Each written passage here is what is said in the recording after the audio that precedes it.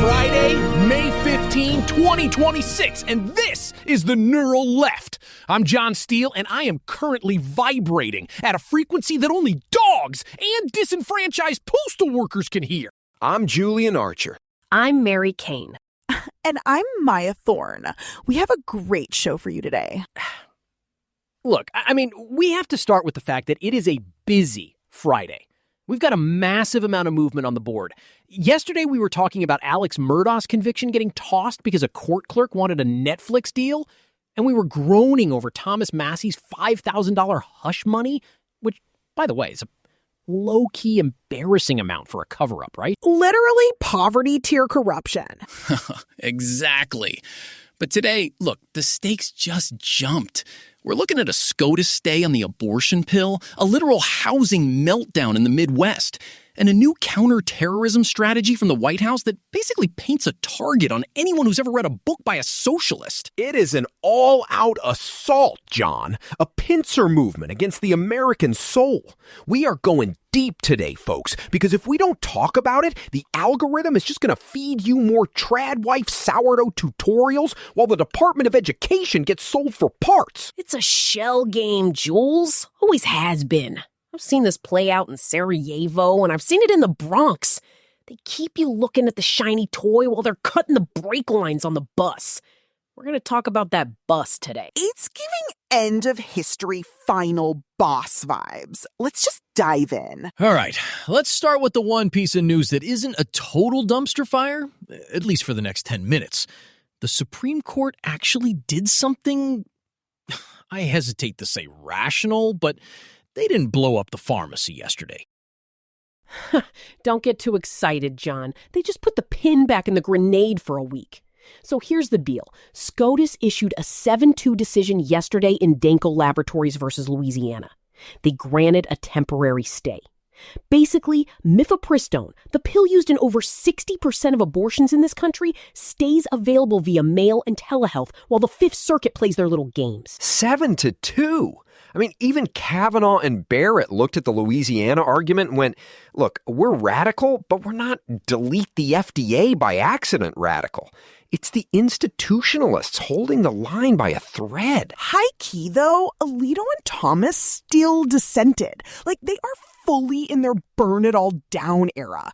Imagine looking at a drug that's safer than Tylenol and being like, no, the mailman shouldn't be allowed to touch it because of vibes? Look, the Fifth Circuit, which is essentially a legal theme park for the far right, they tried to roll back the clock to 2016. They wanted to ban the mailing, ban the telehealth, force 3 in-person doctor visits. And let's be clear, this telehealth shield is the only thing keeping healthcare alive in states with total bans. Last year alone, 91,000 people got their pills through the mail. In Louisiana, 9,000. That's why Louisiana is suing. They want to close the one door they haven't been able to nail shut yet. It is absurd. They're trying to treat the U.S. Postal Service like a drug mule. But the strategy here is interesting. They aren't attacking the safety. They can't. The data's too good. They're attacking the procedure. They're saying the FDA was arbitrary and capricious when they removed the in-person requirement during COVID. It's a nerd's way of saying, I want to control your body. I gotta tell you, I've seen better legal work in a traffic court in Queens. But it's the shield law era they're scared of. These telehealth providers are working out of blue states and sending meds to red states. The Republicans are realizing that you can't actually build a wall high enough to keep out a padded envelope. Low-key, the Fifth Circuit is just the villain arc of the federal judiciary. They don't care about the law. They care about the ratio. They want to be the ones who finally unalive reproductive freedom. But look, the stay just keeps the status quo pending appeal. This goes back to the Fifth Circuit now. We know what they're going to do. They're going to find a way to make it hurt. The only thing standing between us and a total nationwide ban on mail-order healthcare is 7 people in robes who, quite frankly, I wouldn't trust to bottle feed my goat Mitch. Speaking of things I wouldn't trust, let's talk about the Midwest. I'm telling you, while we're all watching the courts, the floor is literally falling out from the American homeowner. Have you seen the Indiana numbers? It is a catastrophe. I've been shouting about this for months. Indiana is currently the epicenter. Foreclosure filings are at a 6-year high. 1 in every 739 housing units in Indiana is in some stage of foreclosure. That is double the national average. And why? Because people aren't working? No, people are working 3 jobs and still getting evicted. Look, the media calls it a high interest rate story. Interest rates are at 6.2%. That sucks, sure, but it's the escrow trap. Mary, you're the one who found that stat on insurance. Insurance premiums, John. They've climbed 70% in 5 years. Your mortgage doesn't change, but your escrow goes through the roof because the house is worth more and the weather is getting worse. Then the property tax assessment hits. You were paying $1,800 a month, suddenly it's $2,600. Boom! You're out on the street. It's the housing as a service era. You don't own your house. You just rent it from the insurance company and the county until an out-of-state institutional investor outbids you at the auction. And that's the kicker. Adam data shows a 26% jump in foreclosures nationwide.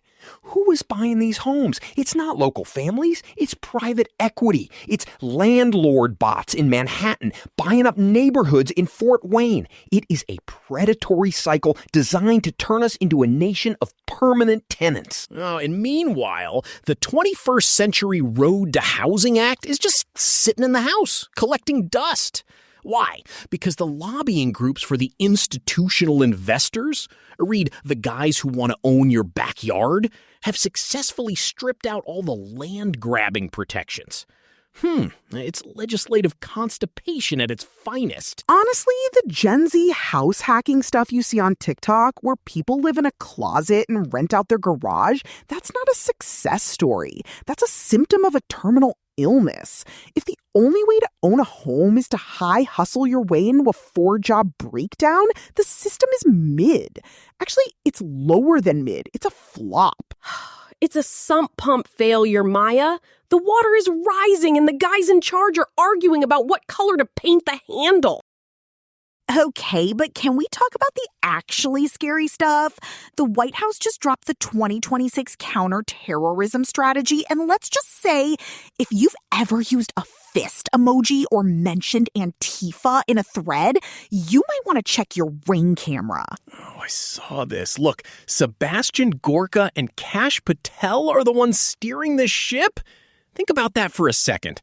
That's like putting a pair of hungry wolves in charge of the Chicken Wellness Initiative. No, literally. The strategy formally elevates violent left-wing extremists, specifically citing Antifa and anarchists, to a primary threat category, right alongside ISIS and the cartels. They're calling it a reality-based threat assessment. It is a political hit list. They are weaponizing the SBI to chill dissent before the midterms. We're already seeing reports of agents visiting election officials who aren't, shall we say, enthusiastic about certain candidates. It's an intimidation campaign masquerading as national security. I covered the war on terror in the early 2000s. I know how this works. You create a vague category of threat, you dehumanize it, and then you use the entire weight of the state to crush it. Gorka said they're taking counter-ideology seriously. That's code for we're going to investigate anyone who disagrees with the great leader. Look, it's the criminalization of thought. They aren't looking for bombs, they're looking for ideological contagion. They're treating a TikTok video about labor rights like it's a manual for a dirty bomb. And people wonder why I live in the woods and feed a goat. It's giving 1984, but with worse aesthetics. They're calling it Operation Reality Check. If that's not a major villain arc, I don't know what is. And while they're scaring the activists, they're gutting the institutions. Have you heard Linda McMahon's latest? She's testifying before the House committee. She called the dismantling of the Department of Education a final mission. The Economy Act of 1932. She's using a nearly century-old loophole to sunset the federal government's role in schools. Look, she's transferred Title I, $18 billion for low-income schools to the Department of Labor. Because apparently kids in poverty don't need an education, they need workforce preparation. It's back to the factory for the poor kids. California Superintendent Tony Thurmond is losing his mind over this, and he should be. You move student aid to the Treasury? You move anti-poverty programs to labor? You haven't saved money. You've just deleted the idea that education is a civil right. Starvation, but make it efficient. It's a total sunset era for public institutions. They want us all to be homeschooled by an AI algorithm that tells us the Civil War was just a disagreement over landscaping. It is absurd. They are trying to turn the clock back to 1870. And wait, before we get to the foreign policy mess, because goodness knows there's enough of that, I need to take a second here. Julian, are you taking an oxygen hit? Yeah, it beats working for a network that would make me wear a suit and tell me to tone it down. Thanks, Eric. He's a good kid, even if he does let us scream at each other for 2 hours. All right, let's get back to the chaos. We've got the DOJ moving into New Mexico, targeting Albuquerque over their sanctuary rules. Brett Shoemate is leading the charge, basically saying the supremacy clause means the federal government can use your local library as an ICE staging ground whenever they want. Low-key, it's just the Border Patrol reality show expanded to every city. They want the shadow ban on immigrants to be a physical reality everywhere you go. And speaking of illegal agents, did you see the Manhattan conviction? Lu Jian Wong, 64 years old, lived in the Bronx. He was running a secret Chinese police station in Chinatown, above a ramen stall. I know that place. Look, they were offering driver's license renewals while actually monitoring dissidents for the Ministry of Public Security. This is the transnational repression era. It's wild. It's not just New York, though. Eileen Wang, the mayor of Arcadia, California, she just resigned. She admitted to being an illegal agent for Beijing. I'm telling you, the foreign influence isn't just a meme. It's baked into the local council meetings now. Honestly, the way people are reacting to this is wild. Ashley Moody in Florida is out here accusing Pramila Jayapal of treason because she tried to keep humanitarian channels open to Cuba. Like, can we just have a diplomatic conversation without someone screaming treason every 5 seconds? It's so chuggy. It's not just chuggy, Maya. It's dangerous. Jayapal is getting death threats. Meanwhile, the U.S. is moving to indict 94-year-old Raul Castro for a shoot-down that happened 30 years ago. Look, the timing isn't an accident. It's legalistic regime change. We criminalize the leadership, we shut the door on diplomacy, and we wait for the island to starve. And they are starving. Total blackouts in Havana. No fuel, protests. And then you have CIA Director John Ratcliffe secretly landing in Havana to meet with Raul Castro's grandson, Raulito.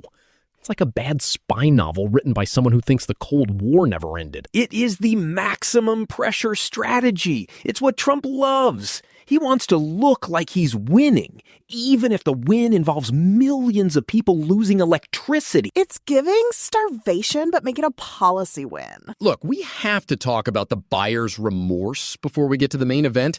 New polling is out, and it turns out if you tell people you're going to lower their costs, and then you start a global trade war that makes your toaster cost $80, they get a little agitated. The tariff turmoil. The U.S. Court of International Trade just struck down the 10% blanket global tariffs on May 7th. They said the administration exceeded its authority. And Trump's response? He posted on Truth Social saying he's going to make them more complex. Less efficient, but I get to charge more. It's a protectionist shell game. Now they're pivoting to Section 301. They don't care if it's legal. They just want to clog the system until after the midterms. But look at the Medicaid offensive. The administration is launching a multi-billion-dollar crackdown on Medicaid in blue states, calling it fraud. It's not fraud, it's a political ransom. They are holding the health care of the poor hostage because those states didn't vote for them. It's fiscal insanity. Honestly, the manosphere voters who went all in on this are starting to realize that trad culture doesn't pay the rent. Polling shows the 2024 coalition is fraying. People are realizing that a villain arc is only fun when you aren't the one being unalived by the economy. Look, we have about 10 minutes left, and we need to talk about what's happening globally. Because if you think the domestic front is heavy, the world is quite literally on fire. Yesterday in Kiev, they had a morning of mourning. A Russian cruise missile hit a 9-story apartment building in the Darnitsky district. 24 dead. 3 of them were children. They spent 30 hours digging through the rubble. 24 people just sleeping. And the Russian military's using the double tap tactic. They hit the building, wait for the medics and the firefighters to arrive, and then hit it again. The UN has verified 116 emergency workers killed this year alone because of that. That's not even warfare. It's sick. It's a total spiral of annihilation. That's the phrase, isn't it? Pope Leo XIV, the first American pope, by the way, he was at Sapienza University yesterday. He called it exactly that, the spiral of annihilation. He was talking about AI-directed warfare, the way we're using technology to absolve humans of responsibility. He's right. We are entering an era where the immense tragedy of war becomes a cold calculation. And we're seeing it in Gaza, we're seeing it in Lebanon, we're seeing it in Ukraine. He's writing an encyclical on this. The Global Summit Flotilla just set sail from Turkey. 54 boats, 500 activists. They're trying to break the siege on Gaza. They named it Sumud for steadfastness. 2 other organizers were detained and allegedly tortured in Crete last month. They went right back and got on more boats. That's grit.